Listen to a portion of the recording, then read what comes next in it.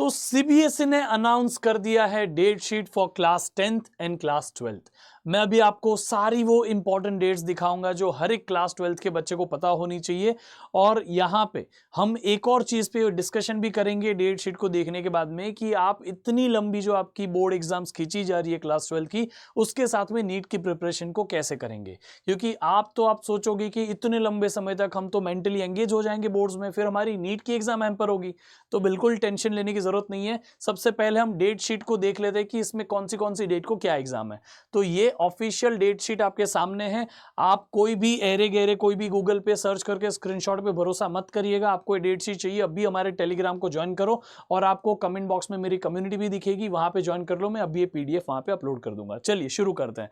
तो सबसे पहले ऑफिशियली तो बोर्ड एग्जाम शुरू हो रही है 15 फरवरी को, 15 फरवरी को, और यहां आपको दिख रहा है कि एंटरप्रेन्योरशिप का एग्जाम है। लेकिन हम बात करते हैं उन बच्चों के लिए जो नीट दे रहे हैं। तो आपके पास में कोर सब्जेक्ट हो गए फिजिक्स, केमिस्ट्री और बायोलॉजी। इंग्लिश भी होगा, लेकिन हमें ये 3 सब्जेक्ट के ऊपर सबसे पहले देखना है। तो आपकी सबसे पहली इंपॉर्टेंट एग्जाम फिजिक्स की है, which is a good part. आपको बहुत हेल्प मिलेगा। पहली एग्जाम ही फिजिक्स है, इसलिए आपका बर्डन भी कम हो जाएगा फिजिक्स को करने के बाद में। तो फर्स्ट एग्जाम फिजिक्स की 21 फरवरी को है। 21 फरवरी 10:30 to 1:30 आपकी एग्जाम होने वाली है। सुबह गए, एग्जाम दी, खत्म बात। तो फिजिक्स की एग्जाम इज ऑन 21 फरवरी। उसके बाद में केमिस्ट्री की एग्जाम आपकी है आप देख सकते हैं 27 फरवरी को आपकी केमिस्ट्री की एग्जाम है। यानी कि इसके पहले आपने फ्राइडे को एग्जाम दी फिजिक्स की, अब थर्सडे को आपकी केमिस्ट्री की एग्जाम है द सेम टाइम। इसी के साथ में हम थोड़ा और आगे बढ़े, इंग्लिश को एज ऑफ नाउ स्किप करते हैं, हम जाते हैं बायोलॉजी को ढूंढने। तो बायो को ढूंढने के लिए बहुत नीचे जाना पड़ता है, ऑलमोस्ट 1 महीने से भी आगे जाना पड़ता है। तो आप देख सकते हो कि हम यहाँ पे बहुत नीचे जाएंगे तो हमें यहां बायोलॉजी दिखा। बायोलॉजी की एग्जाम है 25 मार्च को। 25 मार्च, आप सोचो आपने 21 फरवरी को फिजिक्स की एग्जाम दी थी, तो आपका सबसे पहला पेपर उस दिन हुआ था। अब 25 मार्च हो चुका है, 1 महीने से ज्यादा समय बीत चुका है, और तब आपकी बोर्ड एग्जाम एक तरीके से ऑफिशियली खत्म होने जैसा हो गया, क्योंकि यहां पे आपका जो कोर सब्जेक्ट है वो खत्म हो रहा है। इसी के साथ में मैं आपको अगर इंग्लिश की बात बताऊं तो इंग्लिश के लिए आपको वापस थोड़ा सा और ऊपर जाना पड़ेगा, क्योंकि केमिस्ट्री और बायोलॉजी के बीच में इंग्लिश है। तो हम एक बार इंग्लिश के पेपर की डेट्स भी यहां देख लेते हैं। ये रहा आपका इंग्लिश का पेपर, विच इज ऑन 11 मार्च। तो आई होप कि आपको ये समझा। इसके अलावा आपके कौन से सब्जेक्ट्स हैं उस हिसाब से आप इस डेट शीट को रेफर कर सकते हो, लेकिन आपको मेनली इन डेट्स का पता होना चाहिए। 21 फरवरी, 27 फरवरी, देन 25 मार्च। तो ये 3 डेट्स आपके जहन में होनी चाहिए बच्चों। ये बहुत क्रूशियल डेट्स हैं, क्योंकि बोर्ड एग्जाम अब आपका 1 महीने से ज्यादा पीरियड के लिए चल रहा है। तो उसके साथ में नीट की प्रिपरेशन को कैसे करना है उसके ऊपर भी थोड़ा सा डिस्कशन कर लेते हैं। आपको ये पीडीएफ मैं शेयर कर दूंगा, अभी हमारी कम्युनिटी को ज्वाइन करिएगा। तो सबसे पहले आपने आज शायद चैनल के ऊपर देखा ही होगा कि आज ही मैंने एक छोटा सा वीडियो किया था जिसमें मैंने बताया था बोर्ड्स और नीट दोनों को साथ में कैसे हैंडल करें। इन दोनों को साथ में हैंडल करने के लिए आपको कॉन्सेप्ट्स पे ज्यादा फोकस करना है बेटा, आपको सीखने पे फोकस करना है। बोर्ड्स और नीट अलग अलग मत समझो। आप कोशिश करिए कि जब आप बोर्ड्स की प्रिपरेशन कर रहे हैं तभी से कोई टॉपिक को सीख ले, ताकि आप नीट के लिए उसे सिर्फ प्रैक्टिस करके मास्टर कर सके। वैसे हमारे साथ में भी आलोक सर भी आ चुके हैं, तो मैं इनवाइट करना चाहूंगा उनको और उनसे पूछना चाहूंगा कि उनका, सर आइए जरा प्लीज। बच्चों को जरा आप बताइए कि आपने जो ये 20 साल का एक्सपीरियंस है उसमें क्या सजेस्ट करेंगे कि जो बच्चा पहली बार नीट की एग्जाम दे रहा है वो कैसे मैनेज करे बोर्ड्स को और नीट को, क्योंकि बोर्ड्स और नीट अभी ऑलमोस्ट नजदीक हो जाएंगे, है ना। बेटा सबसे पहली बात, अगर बोर्ड में अच्छा परफॉर्म करना है तो आपको सॉल्व पेपर लगाने चाहिए।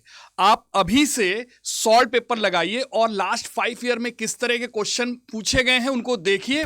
और बोर्ड के एग्जाम में बहुत सारे क्वेश्चन रिपीट करते हैं, तो अगर आप उनको सॉल्व करते हैं तो आपको बहुत हेल्प होने वाली है, आप क्वेश्चंस को सटीक तरीके से कर पाएंगे। लेकिन साथ में एक बात को ध्यान रखना है, आपको नीट की प्रिपरेशन वो कंटिन्यू रखनी है। बोर्ड की प्रिपरेशन को इस समय प्रेफरेंस जरूर देंगे, लेकिन आप नीट की प्रिपरेशन को आप साइडलाइन नहीं करेंगे, क्योंकि नीट में जो पढ़ते हैं वो सारा का सारा आपके बोर्ड में आना है। बोर्ड में जो पढ़ते हैं कॉन्सेप्ट तो वही हैं जो नीट में आपके पास होंगे। तो इसलिए नीट की प्रिपरेशन को आप प्रॉपर जैसे चला रहे हैं वैसे करते रहिए। बस सॉल्ट पेपर लगाएंगे तो आपको आइडिया हो जाएगा कि बोर्ड में और बेहतर कैसे कर सकते हैं। यही इसका सक्सेस की है। तो वैसे सर आप केमिस्ट्री के लिए कुछ टिप्स देना चाहेंगे हमारे बच्चों को? देखिए, सबसे पहले बेटा जो केमिस्ट्री में सिर्फ 5 ही दिन का या 6 दिन का कुछ गैप है। बिल्कुल बेटा, ये जो पहले सबसे फंडामेंटल टॉपिक है, फिजिकल केमिस्ट्री के लिए mole concept, structure of atom, organic chemistry के लिए general organic chemistry, nomenclature, isomerism, reaction mechanism, इनको आपको अच्छे से कर लेना है। इनऑर्गेनिक के लिए केमिकल बॉन्डिंग और पीरियोडिक टेबल। अगर आप इन टॉपिक्स को बहुत अच्छे से कर लेते हैं तो बाकी के टॉपिक्स आपको आसानी से समझ में आ जाएंगे। आपको बहुत कम मेहनत करनी पड़ेगी और उसमें बेहतर आउटपुट निकाल पाएंगे। उसके बाद फिर सॉल्ट पेपर के थ्रू आप अपनी जर्नी को बहुत अच्छा कर सकते हैं।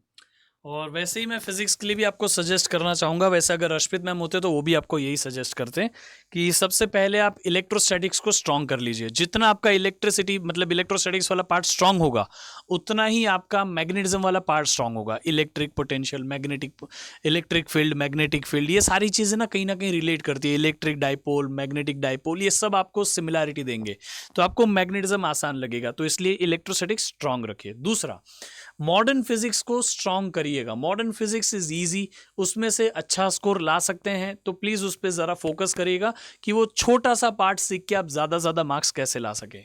इसके अलावा करंट इलेक्ट्रिसिटी एक ऐसा चैप्टर है जो बहुत ईजी, स्कूल में भी आपने सीखा, कई बार आपको सिखाते आए तो आपको बहुत आसान लगेगा, तो उसमें से आप ज़्यादा से ज़्यादा मार्क्स को गेन कर सकते हैं। ठीक है। दूसरी बात, आपको लगेगा डेरिवेशंस क्यों सीखने पड़ेगी अभी वापस बोर्ड्स के लिए, ये सब वो सब सुनिए। डेरिवेशन सीखने से आपको उस पर्टिकुलर फॉर्मूला का एप्लीकेशन समझता है, फॉर्मूला कहाँ से आया। कई बार हम डायरेक्ट फाइनल फॉर्मूला नहीं यूज करते, बीच का कोई फॉर्मूला यूज कर सकते हैं जिससे हमारा आंसर जल्दी आ जाए। तो understanding derivation is very important for NEET exam as well. इस चीज का फोकस ध्यान रखिएगा। बाकी आपको ऐसा नहीं होता बोर्ड्स के लिए सब रट्टा मारना पड़ता है। If you understand the concept, आप उसको अपनी लैंग्वेज में लिख सकते हो, आप एक्सप्लेन कर सकते हो कई सारी चीजें, तो आपका काम हो जाता है ना सर? बिल्कुल, आपको बहुत प्रॉपर वे से एक्सप्लेन करना है, आपको अच्छे से कॉपी लिखनी है। बोर्ड के एग्जाम में इस बात का जरूर ध्यान रखें। शॉर्टकट बहुत ज़्यादा नहीं लेने हैं, क्योंकि उसमें आपके मार्क्स कट होते हैं। उसको प्रॉपर जैसे डेराइव होता है, जैसे उसका एप्लीकेशन होता है, उसे करते हुए आप करिए। सारे स्टेप्स नहीं मिस करिए, अदरवाइज आपकी मार्किंग कुछ कम हो सकती है। तो इस वीडियो को ज़्यादा लंबा नहीं खींचते हैं, बच्चों को जल्दी से अपडेट दे देते हैं। Right Tushar sir? तो ज़रूर हमारे चैनल के ऊपर आपको सारी प्रिपरेशन के लिए सब कुछ सपोर्ट मिलेगा। इस चैनल को भी सब्सक्राइब कर लो। ये डेट शीट के लिए आपको कमेंट बॉक्स में कम्युनिटी दिखेगी हमारी, जिसको ज्वाइन कर लीजिए, या Adda247 ऐप पे जाके माई कम्युनिटी में जाके आप हमारे ग्रुप को भी देख सकते हो। वहाँ से कम्युनिटी में हमारे साथ ज्वाइन हो जाइए। ये PDF आपको वहाँ मिल जाएगा। तो आई होप कि आपको समझा, ये डेट शीट आपको मिल जाएगी। तब तक के लिए ऑल द बेस्ट, पढ़ते रहिए। अब आपको बहुत सीरियस होने की ज़रूरत है। Bye bye.